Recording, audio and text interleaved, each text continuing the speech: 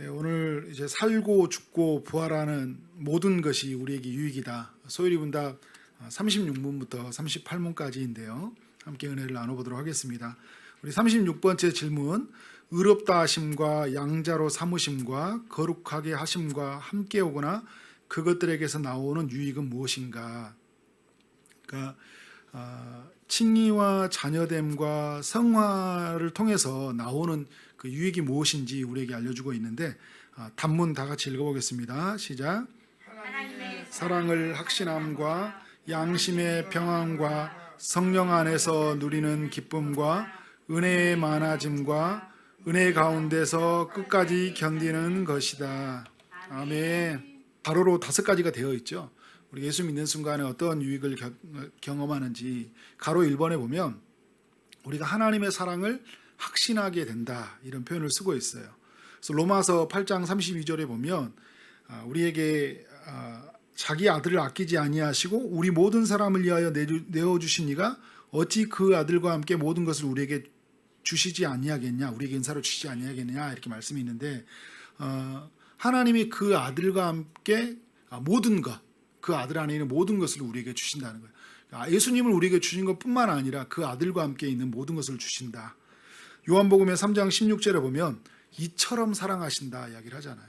그러니까 아들을 대신 내어주시는 그 사랑, 이처럼 사랑하심으로 우리에게 다가오시는데, 그 하나님의 사랑이 우리에게 어떤 것들로 이루어지게 되냐면 하나님의 사랑을 확신하게 되는 거예요.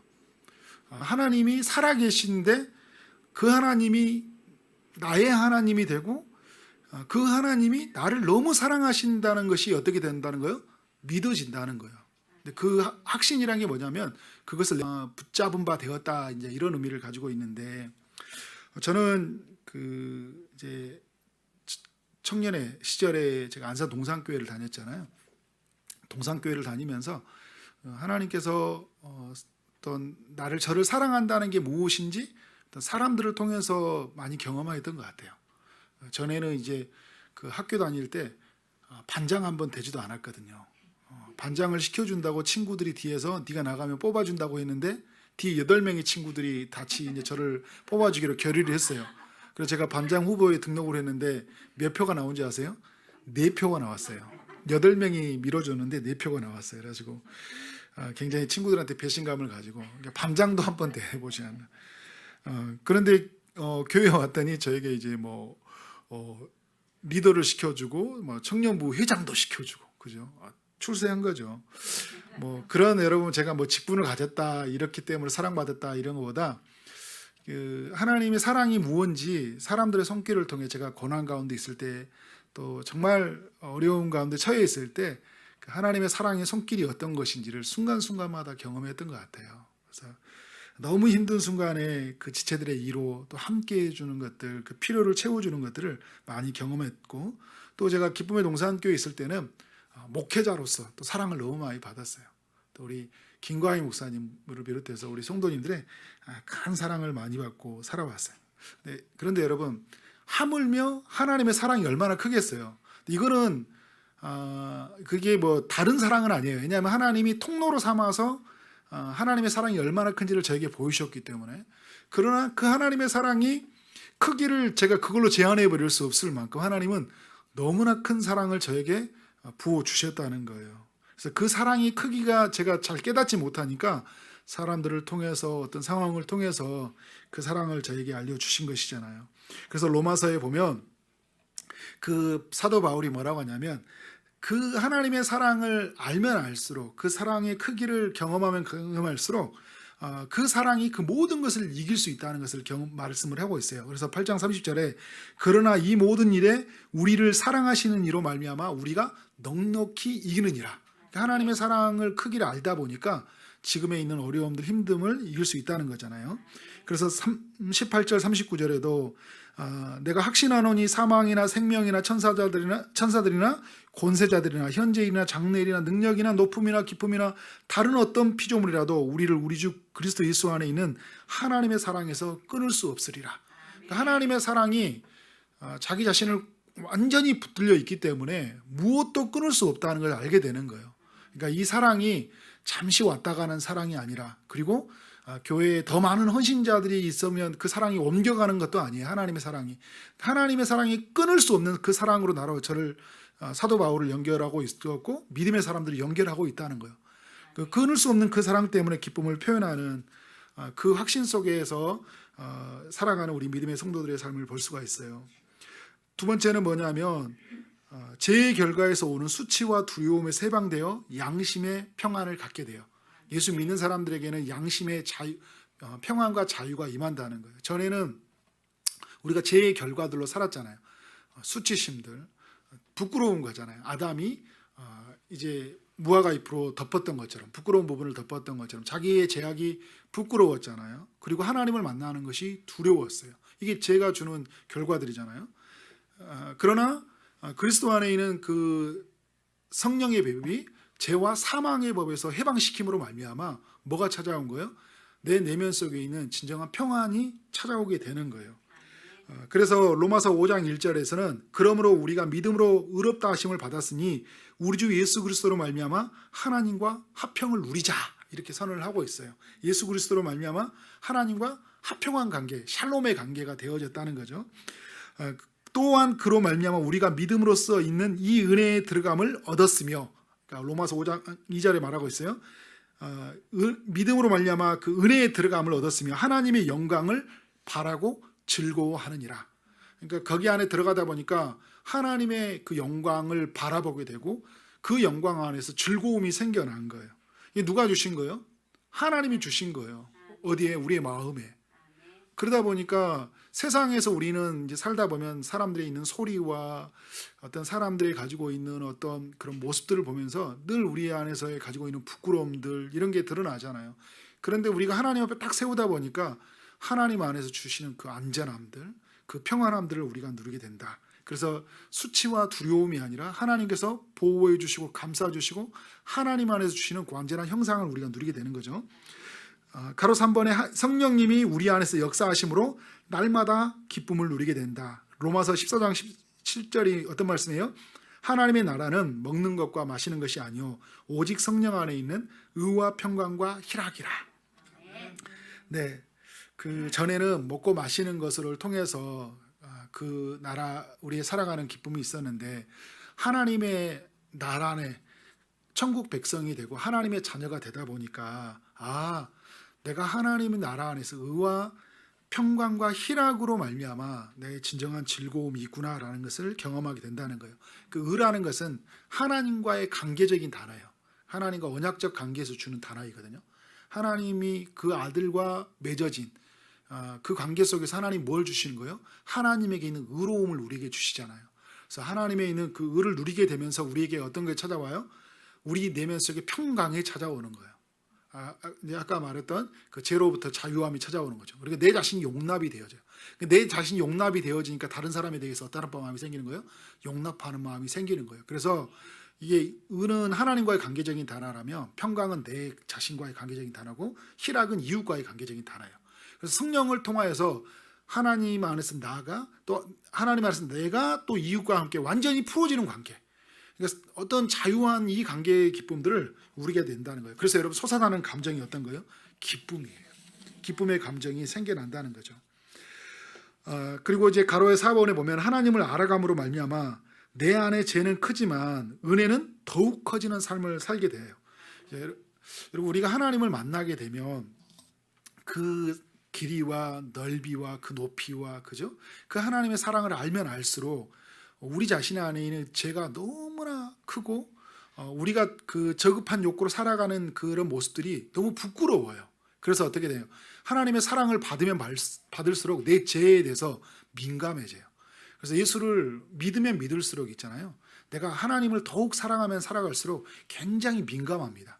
그러니까 사람에 대해서 민감한 게 아니라 죄에 대해서 민감해요. 그래서 이게 하나님의 영광이 아닌 것들, 또 하나님의 뜻에 벗어난 것들이 있으면 내 마음속에 강력하게 거부하는 마음이 생겨요. 왜냐하면 하나님의 사랑이 크게 클수록 내 죄가 너무 커가지고요. 그래서 어떻게 되는 거예요? 이 죄를 붙잡을 수가 없는 거예요. 그래서 이 죄가 주는 이것들에 대해서 유익에 대해서 버리고 뭘 붙잡게 되는 거예요? 하나님의 주시는 그 유익들을 붙잡게 된다는 거예요. 사도 바울은 자신이 처음 자기 자신을 고백할 때는 이제 자기가 사도라는 걸 늘 변론하고 사도라는 걸 증명해야 됐죠. 왜냐하면 이 사도의 권위성이 있어야지만 이 말씀에 대한 권위가 서기 때문에. 그래서 나중에 사도는 이 바울은 자기 자신을 성도라고 이야기하고 나중에는 어떻게 해요? 디모데전서에서는 자기는 죄인 중에 괴수라고 이야기해요. 하나님을 만나면 만날수록 디모데전서는 자기가 이제 인생의 끝에서 서신을 적었던 내용이잖아요. 그러니까 자기 자신이 죄인이라는 것밖에 드러나지 않는다는 거죠. 그래서 여러분 우리의 삶에 죄가 드러나면서 우리의 삶은 은혜가 더욱 우리의 삶 안에서 지배하도록 이제 사람들은 뭘 붙잡고 살게 되는 거예요?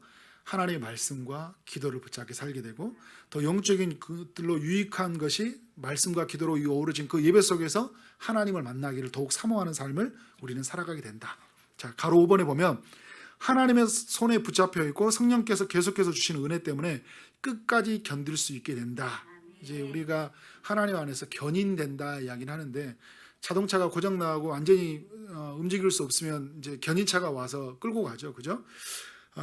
오늘 우리의 삶에 보면 우리가 살아가는 동안 좀 형편없이 좀 무너질 때가 있어요. 내가 예수 믿는 사람인가 싶을 때, 그죠? 그럴 때 내 죄가 드러나고 사람들 안에서 어떤 예수 믿는 사람인가 의심할 정도로 그렇게 무너질 때가 있어요. 그런데도 불구하고 뭐라냐면 하나님이 우리의 삶을 끝까지 견인해 가신다. 우리의 구원을 지켜주신다. 우리가 그 은혜 때문에 견딜 수 있게 하신다라고 얘기하고 있어요. 마치 그 와이어질로 자동차를 끌고 가듯이 강력한 하나님의 사랑, 그 은혜, 그 하나님과 맺어진 그 언약의 끈이 우리를 끌고 가고 있다는 거예요. 그래서 여러분 어떤 우리의 그 행위로 말미암아 구원을 얻는 게 아니잖아요. 예수 그리스도의 죽으심과 그 부활하심을 믿음으로 말미암아 우리가 구원을 얻어요. 사실 뭐 예수님이 행하신 것이죠. 예수님이 어떤 일을 행하셨어요? 하나님의 말씀이 완벽하게 순종하셨어요. 그래서 우리의 죄를 위해서 그 예수님은 죽으셨어요. 그래서 예수님의 그 행하신 공로를 믿는 것, 그의 행위를 믿는다는 것은 그를 붙잡는 것이잖아요, 그죠? 그래서 그 안에서 우리에게는 구원이 있다는 것. 그리고 예수님 안에 있기 때문에 우리는 어떻게 된 거예요? 완전하다라는 것을 우리에게 알려주고 있어요. 그래서 우리는 하나님의 손에 붙잡힌 존재라는 것. 그래서 여러분 우리에게 그 칭의와 그 자녀됨과 성화의 모든 과정들을 통해서 이 모든 것이 어떻게 된 거예요? 우리에게 하나님이 예수 믿는 자들에게 주신다는 거예요. 그래서 이것에 여러분들이 안전을 누리시고 은혜를 누리시기 바랍니다. 소리문답 37번째 질문을 보면 신자가 죽었을 때 그리스도에게서 무슨 유익을 받는가? 36문은 예수 믿고 살았을 때 유익이고요. 37문은 뭐냐면 예수 믿고 죽었을 때 유익을 말하는 거예요. 한번 단문 다 같이 읽어보겠습니다. 시작. 신자는 죽을 때 그의 영혼이 완전히 거룩하게 되어 즉시 영광에 들어가고 그의 영혼은 여전히 그리스도에게 연합되어 부활할 때까지 믿음으로 쉰다. 네, 우리가 이제 살아도 예수 믿어도 살아도 유익이고요. 죽어도 유익인 것이. 그래서 오늘 빌립보서 1장 21절에 이는 내게 사는 것이 그리스도니 죽는 것도 유익함이라 이야기하잖아요. 그러니까 예수 믿는 순간 우리의 인생은 이미 끝이 났어요. 왜냐하면 예수 믿는 순간 우리는 어떤 삶이 주어진 거예요? 영원히 사는 존재가 되어졌어요. 그래서 예수님과 또 하나님과 성령님과 함께 영원히 하나님 나라 안에서 사는 존재가 되었는데 죽는다는 것은 이제 몸을 벗어버리는 거잖아요. 몸을 벗어버렸는데 몸을 벗은 것도 우리에게 너무나 큰 유익이라는 것을 이제 37문에서 알려주고 있어요. 신자는 죽을 때 그의 영혼이 완전히 거룩하게 된다. 그의 영혼이 말은 인간의 몸과 영혼이 있잖아요. 그죠? 몸과 영혼이 있어요. 근데 그 흙으로 사람을 만드셨죠. 그 몸을 만드셨고 그 코에 생기를 불어넣으셨죠. 그래서 우리는 영혼을 가진 존재가 된 거예요. 그런데 우리가 죽으면 뭐냐면 우리의 영혼이 거룩하게 되어져요. 거룩하게 되어졌다는 것은 뭐냐면 우리가 이 땅에 예수 믿는 순간 이제 칭의가 되어지고 성화의 과정, 예수 닮는 거룩해져가는 과정을 겪게 되잖아요. 근데 죽으면 성화가 완전히 이루어진다는 거예요. 그러니까 더 이상 성화의 삶은 없다는 거예요. 더 이상 죄를 죽이고 하나님 의로 사는 삶이 아니라 죄는 완전히 우리 삶 안에 사라져요. 그렇기 때문에 죄가 없는 천국에서 우리의 영혼이 거하게 된다. 그토록 고대하던 그 하나님의 그 낙원에 이르게 된다는 거예요. 그래서 거기에 가면 이제 이미 예수 안에서 죽은 자들이 있고 또 하나님의 천사들이 머무는 것, 또 하나님과 또 예수님, 성령님이 머무는 그곳에서 우리의 영이 참된 안식을 이제 누리게 되는 것이죠. 그러면 우리의 이제 몸은 어떻게 되냐는 거예요. 우리의 몸은 어떻게 되냐?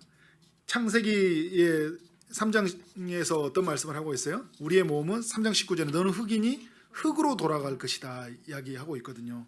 그러면 우리의 몸은 흙으로 돌아가고 있어요.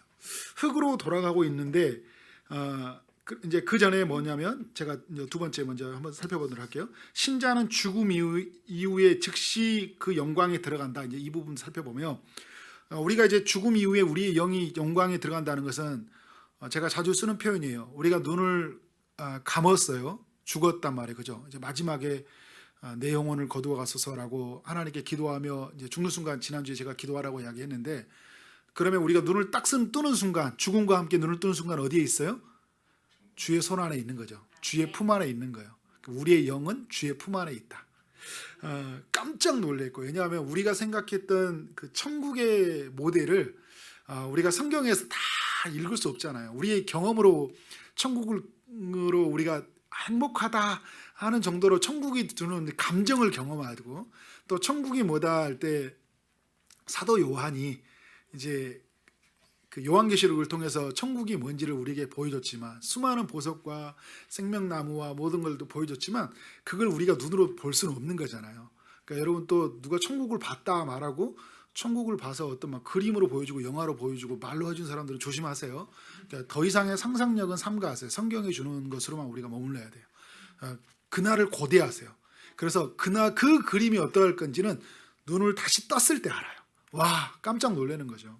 그래서 즉시 그 영광에 들어간다는 게 고린도후서 5장 1절에 만일 땅에 있는 우리의 장막집이 무너지면 하나님께서 지으신 집 곧 손으로 지은 것이 아니요 하늘에 있는 영원한 집이 우리에게 있는 줄 아느니라. 그러니까 장막집이 이제 우리의 육체가 무너지면 눈을 뜨는 순간 뭐냐면 하늘의 영원한 집이 우리에게 있는 줄 아느니라 하는 거예요. 눈을 뜨는 순간 뭐가 있다는 거예요? 하늘의 영원한 집이 있다는 거죠. 그래서 여러분, 예수님이 그 두 강도에게 그런 표현을 쓰고 있잖아요. 십자가에서 죽었을 때 오늘 내가 죽으면 오늘 내가 나와 함께 낙원에 있으리라. 오른편에 있는 강도에게 그 말을 썼어요. 예수님을 믿는 자에게. 그러니까 죽었을 때 그의 영혼은 어디에 이른다는 거예요? 낙원에 이른다는 거예요. 그러면 이제 제가 3번에 말한 거예요. 그러면 우리의 신자의 몸은 어떻게 되냐는 거예요. 신자의 몸은 죽으면 흙으로 돌아가요. 창세기 3장 19절에 말했던 것처럼 우리는 흙으로 지어졌지만 흙으로 돌아간다 이야기하고 있어요. 그러나 우리의 몸은 흙으로 돌아가지만 부활을 기다리는 몸으로 돌아가요. 그러면 이제 흙으로 돌아갈 때 우리의 몸은 어떻게 돼요? 썩고 분해가 되고 사라지잖아요. 여러분, 우리가 이제 그래서 어떤 사람들은 화장을 안 하니 막 이런 사람들이 이제 한동안 논란이 많이 돼 있었는데, 화장을 하든 안 하든 간에요. 그러면 몇천 년 전에 죽었던 다윗은 한 3,000년 전에 죽었는데 그러면 그 뼈가 잔재가 남아있어 안 남아있어요? 분해가 돼서 안 남아있죠. 완전히 썩어 있잖아요. 그래, 우리 인간의 몸은 완전히 사라져 있는데 뭐냐면 그 사라진 몸을 뭐라냐면 부활을 기다리는 몸이라고 이야기해요. 그래서 그거를 이제 제가 가로 3번에 뭐냐면 신자의 몸은 그리스도와 연합되어 있다는 것을 기억해라. 여러분, 우리가 그리스도를 믿는 순간 우리는 누구 안에 있어요? 예수님 안에 있고 예수님 우리 안에 있어서 그걸 연합이라고 이야기해요. 포도나무와 가지처럼 우리는 예수님과 한 몸을 이루고 있어요. 한 몸을 이루고 있는데, 우리가 죽어서 우리의 영이 하나님께 간다고 했을 때 우리의 몸은 그리스도와 연합된 몸으로 있는 거예요. 그런데 그 연합된 몸이 어디에 있어요? 땅에 들어가서 흙으로 분해되어 있는 거잖아요. 그죠? 근데 뭘 기다리고 있는 거예요? 부활을 기다리고 있는 거예요. 몸이 부활을 기다리고 있어요. 그래서 이 신자의 몸은 그리스도의 부활 때까지 무덤에서 쉰다라는 표현을 쓰고 있는 거예요. 그래서 데살로니가전서 4장 14절은 이렇게 이야기하고 있어요. 우리가 예수께서 죽으셨다가 다시 살아나심을 믿을진데 이와 같이 예수 안에서 자는 자들도 하나님이 그와 함께 데리고 오시리라. 우리가 뭐냐면 이제 그리스도 안에서 자는 자들이라 이야기하고 있어요. 그러니까 안식한다, 자는 자다. 그러니까 몸이 지금 뭘 기다리고 있냐면 부활을 기다리고 있어요. 그럼 우리 영은 어디에 있어요? 우리의 영은 하나님의 낙원 안에 있어요. 근데 그 낙원은 뭐냐? 하나님의 천국이에요. 천국인데 낙원이에요. 근데 이 천국에 있는 낙원에 있는 우리의 영이 뭘 기다리고 있냐면 몸의 부활을 기다리고 있어요. 그래서 이 상태를 뭐라고 하냐면 중간 상태라고 그래요. 중간 상태. 처소가 아니에요. 장소가 아니에요. 상태라는 말을 쓴 거예요. 그래서 이거를 이제 가톨릭 같은 경우에는 이제 뭐 연옥을 만들었잖아요. 처소와의 개념으로. 그래서 더 들어오면 막 연옥에 들어오고 천국에 이런 개념을 만드는데 그런 게 아니라 우리는 상태에 머물러 있어. 어떤 상태? 몸의 부활을 기다리는 상태. 그래서 이제 예수님이 이 땅에 재림하게 되면 몸이 부활화돼서 우리의 영이 하나가 되어 어떻게 될까요? 부활체, 부활한 몸을 입고 하나님과 그 아들과 성령님과 함께 믿는 자 모든 자들과 함께 어디에서요? 새 하늘과 새 땅에서 영원히 산다. 이것이 말하는 이제 우리가 말하는 기독교의 이제 교리인데요. 이제 여러분 이제 이러한 사실들이 우리에게 굉장히 큰 유익이 된다는 게 뭐냐면 죽는다는 그 자체가 여러분 그래서 뭐예요? 우리에게는 큰 유익이라는 거예요. 그래서 사도 바울은 이 둘 사이에 끼었다고 그래요. 이걸 믿음으로 보거든요. 죽음 이유를. 그러니까 빨리 가고 싶은데 내가 가지 못하는 이유는 뭐라고 그래요? 지금 이곳에 남아있는 빌립보서에 뭐냐면 그 자신에게 있는 사명 때문에 남아있다고 이야기해요. 그러니까 죽음 이후의 것들을 보니까 우리도 여러분 성경을 통해 죽음 이후의 것을 보게 되잖아요. 미래의 것을 오늘로 우리가 가지고 와서 죽음은 슬프고 비극처럼 보이지만 신자에게는 매우 큰 유익이라는 것들을 우리에게 성경은 알려주고 있어요. 자, 소위 문답 이제 38절에 보면 이제 그러면 신자가 부활할 때 그리스도에게서 얻는 유익이 무엇인가? 그 신자가 부활한다는 건 뭐냐면 이 땅에 예수님이 재림한다는 이야기를 하는 거예요. 예수님이 재림하면 최후의 심판이 일어나요. 최후의 심판이 일어나면 최후의 심판 예수님이 오셨을 때 최후의 심판이 있기 전에 뭐냐면 몸의 부활을 이루죠. 그래서 죽은 자들이 일어나서 부활한 몸을 입고 부활체를 입고 이제 하나님 앞에 심판을 받게 되는데 그래서 1번에 보면 신자는 부활의 몸을 입게 되고요. 그리고 두 번째는 뭐냐면은 부활한 신자들은 최후의 심판에서 공개적으로 인정받고 무죄 선고를 받는다는 거예요. 그래서 요한 복음의 5장 29절에 보면 선한 일을 행한 자는 생명의 부활로 악한 일을 행한 자는 심판의 부활로 나오리라. 근데 우리가 여러분 선한 일로 행한 다음에 우리가 선한 일을 어떻게 찾을 수 있겠어요? 선한 일을 행하신 이가 있다는 거예요. 누구예요? 예수 그리스도. 그래서 예수 그리스도를 의지하는 자는 예수 그리스도를 믿는 자는 생명의 부활로 예수 그리스도를 믿지 않는 자, 예수 그리스도의 공로를 인정하지 않고 자기 힘으로 자기의 공로를 쌓아갔던 모든 사람들은 하나님의 심판대 앞에 서서 영원한 지옥의 형벌을 받는 거고 우리는 하나님의 영원한 천국, 새하늘과 새 땅에 주시는 하나님의 그 영원한 천국의 기쁨을 우리가 누리게 되는 거잖아요. 그래서 여러분 그 공개적으로 무죄 선고를 받는다는 거, 무죄 선고를 받는다는 것은 누구 때문에 무죄 선고를 받는다는 거예요? 예수님 때문에. 예수님이 우리에게 변호자가 되었고 예수님이 우리에게 중보자가 되었잖아요. 그리고 예수님이 우리에게 보증이 되어졌어요. 자기 자신이 죄의 값을 다 지불하셨잖아요. 이 땅에 오셔서 그의 공로 안에 있는 자는 무죄.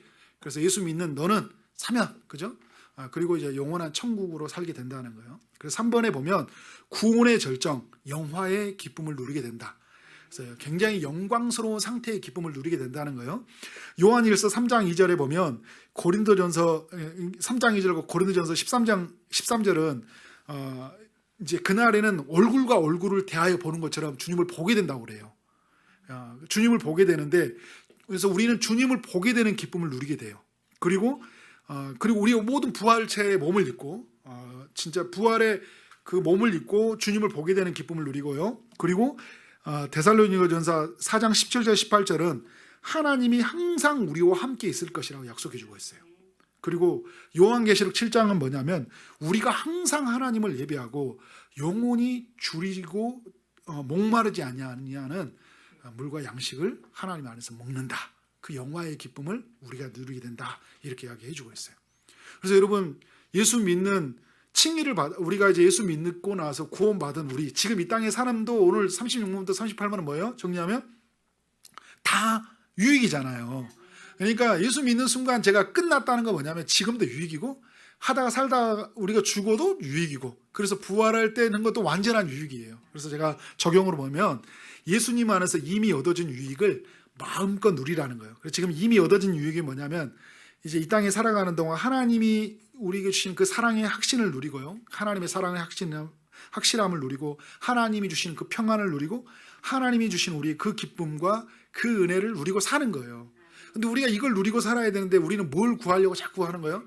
이거 아니고 다른 거 구하고 살아가니까 그 사랑을 누리지 못하고 그 평안을 누리지 못하고 계속 두려워하고 있고, 그 기쁨을 누리지 못하고 계속 불평하고 있고, 그 은혜 속에 있다 누리지 못하다 보니까 늘 삶은 힘들고 어려운 거잖아요. 하나님 안에 주시는 그 모든 유익을 누리지 못하는 우리의 삶이 되지 않아야 된다는 것을 오늘 말씀이 말해주고 있어요. 이번에 보면 예수님을 통해 앞으로 이루어질 유익을 기대하라. 이제 우리 지금 얘기 말하는 거잖아요. 죽음 이후에 누려질 유익이에요. 우리의 몸은 쉬지만, 그래서 예수 믿고 천국에 가서 예수 믿는 사람들의 죽음을 보면 화장터로 가서 정말 너무 헤어지는 것이 아쉽지만, 그러나 다시 만날 걸 생각하니까 어떻게 하는 거예요? 기쁨이 있잖아요. 잠깐의 시간으로 우리가 하루의 안개처럼 지나가는 시간으로 지나가잖아요. 지금 세월을 뒤로 봐보면 금방 지나왔죠, 그죠?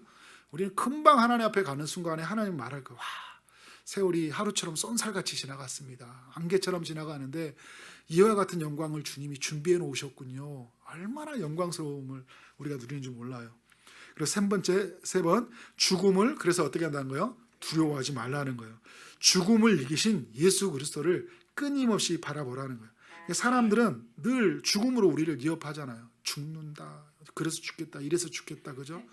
우리는 늘 죽음을 두려워해요. 그래서 건강염려증, 조그만 몸에 이상이 생기잖아요. 나 죽는 거야, 이제 다 끝났어, 이제 나 암 걸려서 죽을 거야, 막 이렇게 하면서 있잖아. 나 이제 암 걸리면 뭔지 아세요? 이제 암 걸리기 전에는 암 걸려 죽을 거야. 그래서 암 걸리는 순간 나 진짜 죽었어 이제 하고 있잖아요. 이러고 살아가요. 여러분 진짜 죽을 수 있어요. 오늘 우리는 암에 안 걸려도요, 오늘 어떤 일이 일어나서 우리의 삶이 끝날지 몰라요. 예수 신실하게 믿었던 사람도요 죽었어요. 예수님의 제자 중에 베드로, 안드레, 요한, 야고보가 처음에 어부로서 부름받았거든요. 요한과 야고보는 친구예요. 친구라 형제예요. 요한은요 가장 오래 살았어요. 90세가 넘는 나이, 거의 백수를 다 할 정도로 오래 살았어요. 밤모섬에 갇혀서. 근데 그의 형제 야고보는요 단명했어요. 사도행전의 10장에 보면 12장인가요? 10장이죠. 거기에서 그 헤롯에게 목배임을 받아 죽잖아요. 어떤 사람은 빨리 죽어요. 어떤 사람은 예수 믿고 오래 죽어요. 그러면 오래 사는 것이 행복이냐, 짧게 사는 게 불행이냐? 세상의 사람들이 만들어 놓은 관점은 어떤 게 불행이고 어떤 사람이 행복이잖아요. 근데 하나님 편에서 보면 요한도 야고보도 다 복된 삶이에요. 우리가 죽음을 두려워하고 살아가니까 우리는 어떻게 살려고 하냐면 요한처럼 살려고 하잖아요. 아주 오래 살아서 아주 밤모섬에 같이 서라도. 근데 여러분 살아서 요한은 얼마나 큰 고난을 겪은지 아세요? 엄청난 큰 고난과 환난과, 그리고요 자기 믿는 형제들이 이 땅에 사는 것들을 죽는 걸 다 보고 살았어야 됐어요. 사도 바울이 목배임을 당하고 자기에 있는 그 동역자들 있잖아요. 예수의 제자들이 다 죽는 걸 보고 그 소식을 듣고 살아야 됐어요. 그죠? 그러니까 죽어도 유익이라는 거예요. 그러니까 우리가 늘 죽음 앞에 항복하고 거기에 우리가 굴복하고 비겁해지게 살아가는 게 아니라 죽음을 이기신 예수 그리스도가 있으니까 나는 예수 그리스도와 함께 죽었고 예수 그리스도와 함께 다시 살았나이다. 뭐가 두렵냐라는 마음을 살기 바랍니다. 그래서 마지막 4번째 보면 이미와 아직 사이에서 기쁘고 영광스럽게 살아라. 이미는 뭐예요? 이미 우리에게 이루어진 것들이잖아요. 예수 그리스도 안에서 이루어진 유익이에요. 구원 얻었잖아요. 그 안에 생명을 얻은 자가 되었어요. 예수 안에 사는 자가 되었어요. 그 사랑, 그 평안, 은혜, 그 기쁨을 누린 자가 되었다는 거예요. 그래서 오늘을 행복하게 살아야 돼요. 이미 이루어진. 그래서 그 이미 이루어진 영광을 누리고 마지막 때 아직 이루어지지 않을 그 영광을 어디로 가지고 가세요? 오늘로 가지고 와서 살라는 거예요. 아직 이루어지지 않은, 이제 우리가 죽음 이후에서 이루어질 그 영광들을 바라보잖아요. 그리고 완전히 우리가 부활한 몸을 입고 영화로운 상태에서 주님과 함께 영원히 살 것을, 그날에 있을 일들을 어떻게 된 거예요? 오늘로 가지고 와서 사는 거예요. 하나님의 백성들은. 그러니까 오늘 사는 때가 어떤 삶을 사는 거예요?